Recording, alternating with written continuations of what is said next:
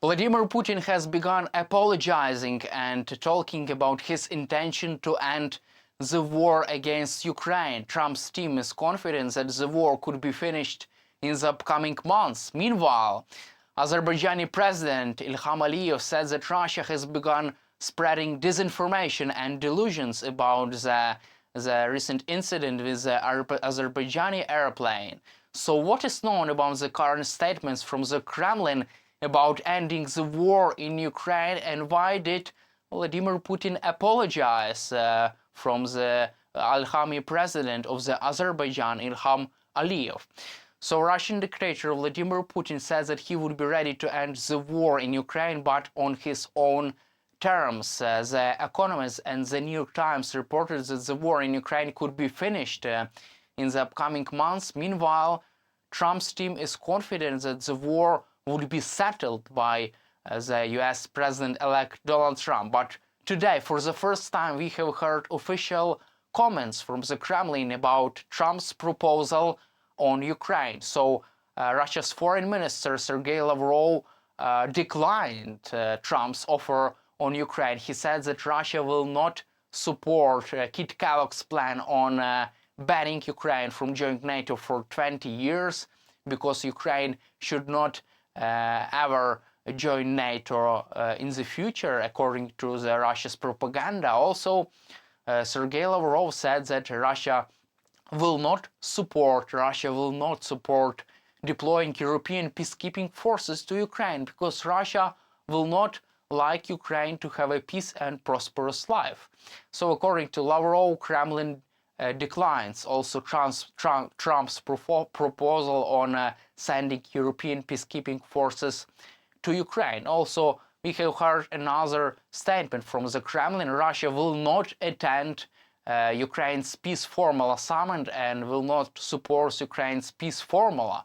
Moreover, Russia threatens to deploy another missiles even closer to NATO territory, because Russia intends to lift previously imposed moratorium on the deployment of the intermediate and also shorter range missiles. So this is direct threat to the NATO and to the West. And also Russia declines Trump's offer on Ukraine, declines 2 important points of the Kit Kellogg's plan of Ukraine. As we know, Kit Kellogg in the next month will visit Ukraine capital Kyiv and also European capitals, other European capitals, and will discuss a ceasefire plan to end the war in Ukraine very soon.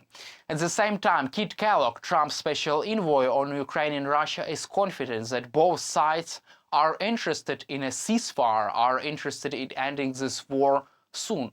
So Kit Kellogg, despite Russia's claims and Russia's comments about their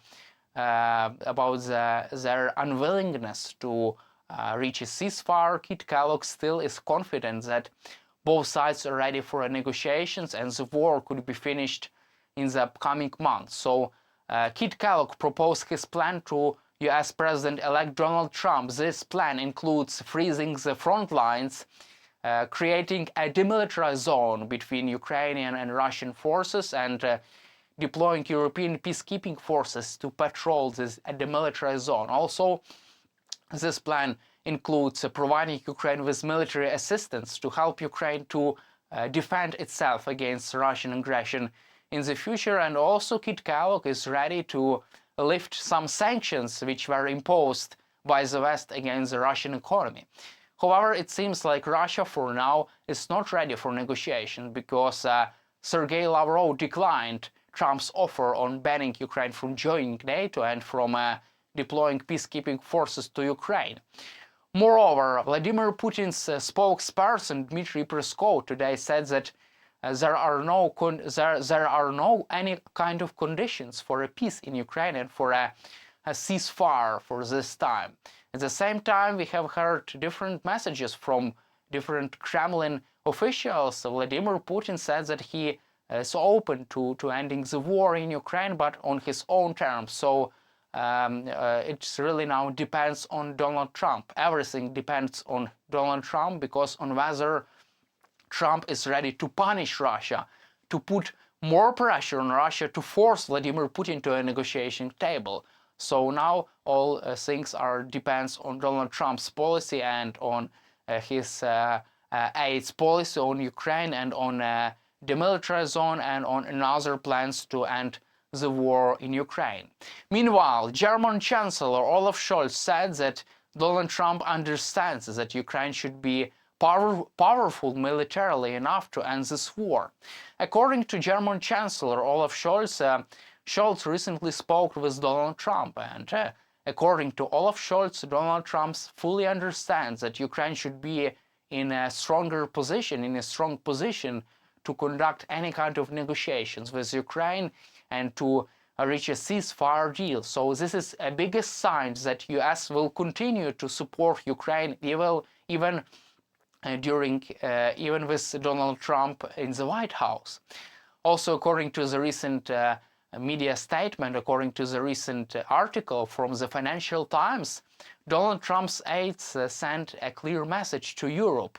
The United States government and Trump's administration will continue to sending military aid to Ukraine because, firstly, it will be important for Ukraine to have a strong position during negotiations.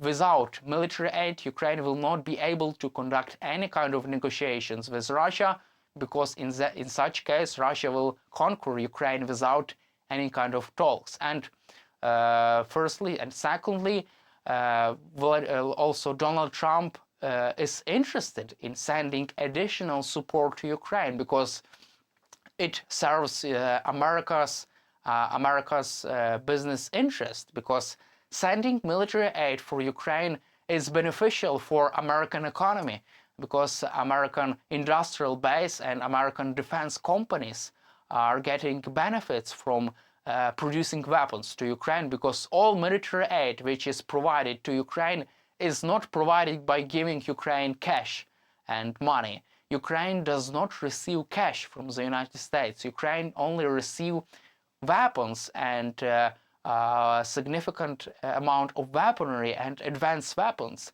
And all these weapons which are being deployed to Ukraine, which are being provided to Ukraine, are being produced in the United States of America. That's why this is really beneficial story for the United States, because all that weapons are being produced by the American companies which earn money from these weapons and which pay taxes to the American budget. That's why Americans benefit from this military support for Ukraine, and sending military aid for Ukraine is really beneficial for American economy.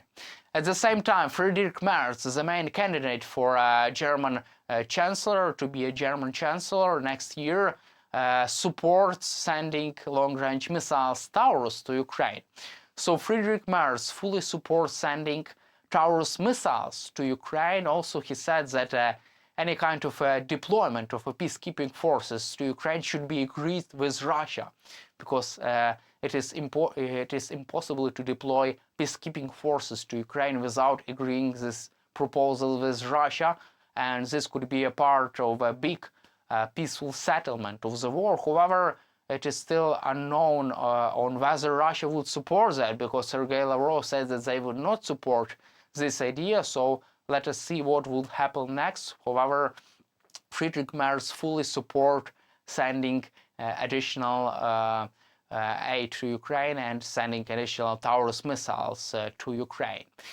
Also, at the same time, we have heard another cynical statement from the Slovak government. Slovak Prime Minister Robert Fico threatened Ukraine to end the export of the electricity to Ukraine, because Ukraine will stop the transit of Russian gas to the Slovakia. So according to the Robert Fico, according to the President Zelensky, Robert Fico has launched another attack on Ukraine and has opened another axis of attack on Ukraine, because he said that Slovak government will not export electricity to Ukraine in this crucial for Ukraine time, when electric grid of Ukraine is being bombed and destroyed by Russian airplanes and Russian bombs.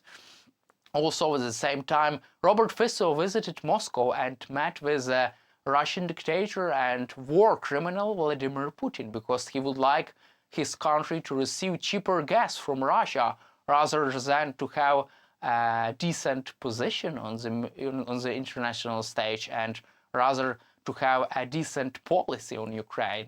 That's why Robert Fico have more priorities in cheaper gas rather than in right position regarding the support for Ukraine. Also, he has urged European leaders to force Ukraine to continue to transfer Russian gas. However, all European leaders agree that Ukraine has a right to stop transit of Russian gas, because this transit benefits Russian economy, and Russian economy is used to fund the war against Ukraine. That's why Ukraine has stopped this transit of gas, and that's why European leaders fully support this idea of stopping the transits of this gas. And in the end of our conversation, we will cover the recent statements regarding the incident with the Azerbaijan Airlines plane. So Russian dictator Vladimir Putin has apologized in the phone conversation with the president of Azerbaijan, Ilham Aliyev. However, he did not take the responsibility, he did not admit the Russian responsibility for shooting down Azerbaijan Airlines plane. So Vladimir Putin, for the first time, refused to admit the guilt of this incident. He apologized, but did not admit that Russian forces shot down this plane. As we know from the American sources and from the Azerbaijani government, Russia has shot down a civilian plane, Azerbaijan Airlines plane, which was en route from Baku to Grozny. At least 38 people were killed by the Russian missile, which was fired at this plane. Also, Russian side even did not allow this plane to land in the Russian airport. The Russians, moreover, Russians jammed this plane and forced this plane to fly over the Caspian Sea.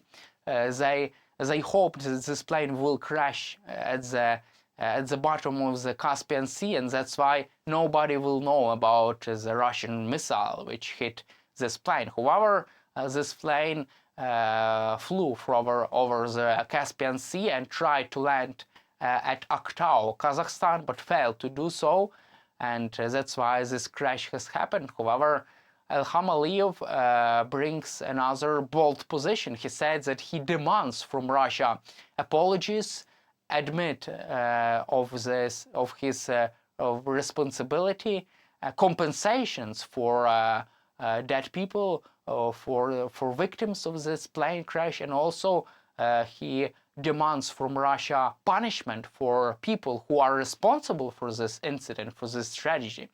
However, it is a long-standing practice that Russia always does not want to pay any kind of compensation, and Russia does not even admit its own responsibilities. The same story happened with Malaysian Airlines plane, which was shot down over Ukraine by the Russian side, by the Russian rebels. That's why story tells us that Russians are not decent enough to admit their own responsibility for this tragedy, to punish responsible officers and to pay any kind of compensation for the victims. That's why Russia will not do so. But on the other hand, Azerbaijan will for the first time see the true face of the Russian army and of the Russian side, and the true face of Russian dictator Vladimir Putin, who never admits his guilt, who never admits his responsibility for any kind of catastrophe, any kind of tragedy they are responsible for. That's all for today. Subscribe to our YouTube channel, stay with us on YouTube, and glory to Ukraine.